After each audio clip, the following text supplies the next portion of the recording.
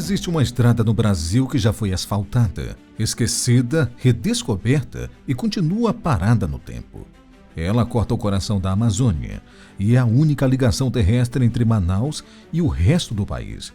E mesmo assim, ninguém consegue dizer com certeza se ela vai ser terminada um dia. Essa é a BR-319, a rodovia que desafia o Brasil há mais de 40 anos. Ela está no mapa, mas parece invisível para o progresso. Quando chove, vira lama. Quando se tenta reconstruir, vira polêmica. E a pergunta persiste: por que essa estrada nunca foi pavimentada de verdade? A resposta envolve política, dinheiro, pressão internacional, disputas ambientais e um jogo de interesses que poucos têm coragem de expor. Neste vídeo, você vai descobrir por que a BR-319 virou uma rodovia fantasma, o que trava essa obra há décadas e o que está em jogo de verdade para o futuro da Amazônia e do país. A BR-319 é uma rodovia federal com aproximadamente 885 quilômetros de extensão, ligando Manaus, no Amazônia, a Porto Velho, em Rondônia, uma das poucas ligações terrestres entre a região norte e o restante do Brasil. Em tese, ela seria uma via estratégica para o transporte de cargas, pessoas, alimentos e medicamentos. Na prática, é uma estrada em frangalhos e com longos trechos que simplesmente não funcionam como rodovia. O traçado da BR cruza áreas remotas da floresta amazônica, cortando regiões de alta sensibilidade ambiental, incluindo reservas extrativistas, comunidades ribeirinhas e terras indígenas. É um corredor que atravessa ecossistemas únicos, mas que ao mesmo tempo isola milhões de pessoas por falta de infraestrutura básica. O ponto mais crítico é o trecho do meio, com cerca de 405 quilômetros, praticamente sem pavimentação, sem sinalização, com pontes improvisadas de madeira e lamaçais que se tornam intransitáveis durante o inverno amazônico. Motoristas que se aventuram por ali enfrentam dias de atolamento, pneus rasgados, risco de cair de pontes quebradas e até ausência de assistência médica ou sinal de telefone. Caminhoneiros relatam viagens que deveriam durar 12 horas se arrastando por até 4 ou 5 dias, dependendo do clima. Não há postos de combustíveis, oficinas ou locais seguros para pernoite nesse trecho. E quando caminhões ficam atolados, a única forma de conseguir voltar para a pista seria com a ajuda de trator, tornando uma situação bem precária para uma rodovia com tamanha extensão. Para muitos, trafegar pela rodovia 319 é como entrar em uma rota de sobrevivência, onde o maior desafio não é chegar rápido, mas simplesmente chegar. Mas, como se encontra a situação atual dessa rodovia?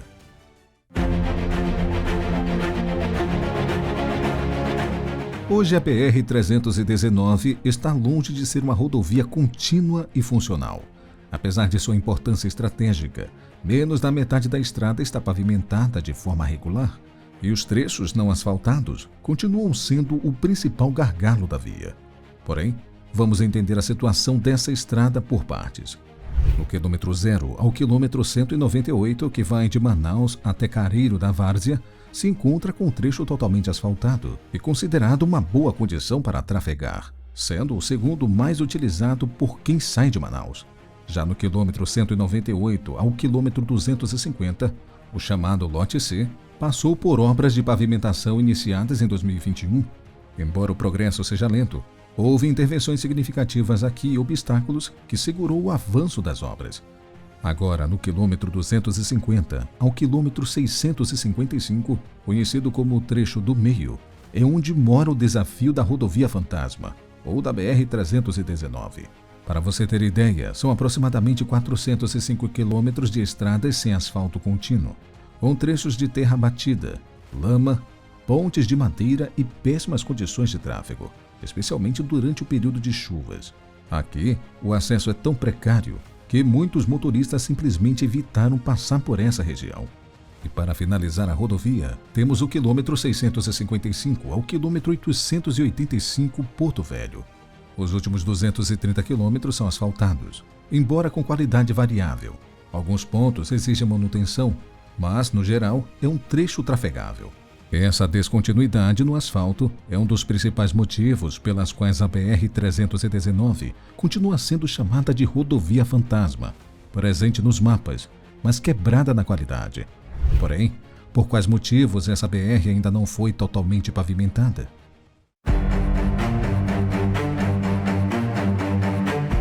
A BR-319, conhecida popularmente como a Rodovia Fantasma, nasceu no contexto do regime militar brasileiro. Construída entre 1968 e 1973 e inaugurada em 1976 pelo presidente Ernesto Geisel. Sua missão era ousada: conectar Manaus do Amazonas ao Porto Velho em Rondônia por via terrestre, garantindo a soberania nacional na Amazônia, impulsionando a ocupação da região e facilitando o escoamento da produção.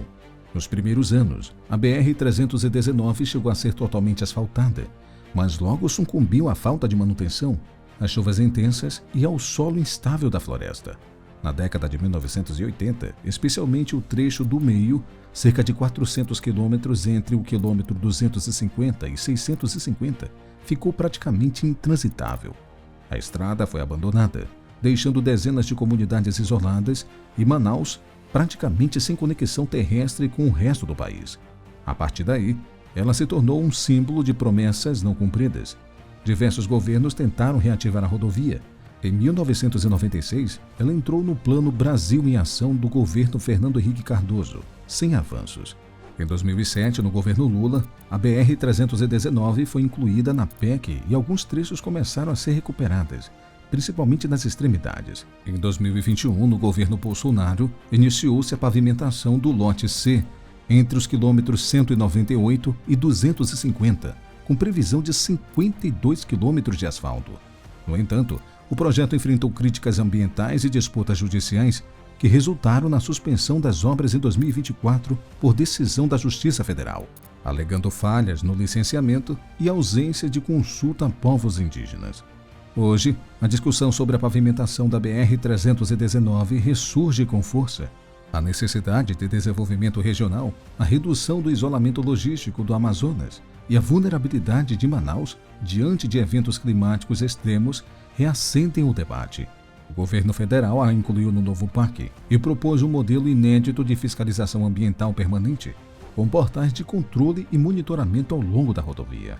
Porém, os entraves são profundos. A principal barreira é o licenciamento ambiental.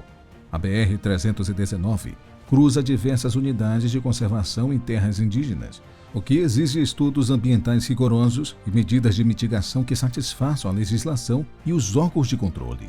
Ambientalistas temem que a pavimentação leve ao aumento do desmatamento, grilagem, avanço do agronegócio ilegal e crimes ambientais. Apesar disso, a rodovia continua sendo estratégica.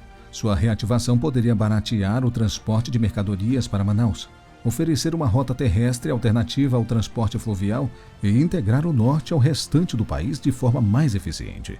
Para as populações locais, a estrada significa acesso à saúde, educação, comércio e dignidade. A BR-319 permanece, portanto, em um limbo entre o sonho do progresso e o risco ambiental. Uma estrada que, mesmo inacabada, percorre há décadas o debate sobre o futuro da Amazônia e do Brasil.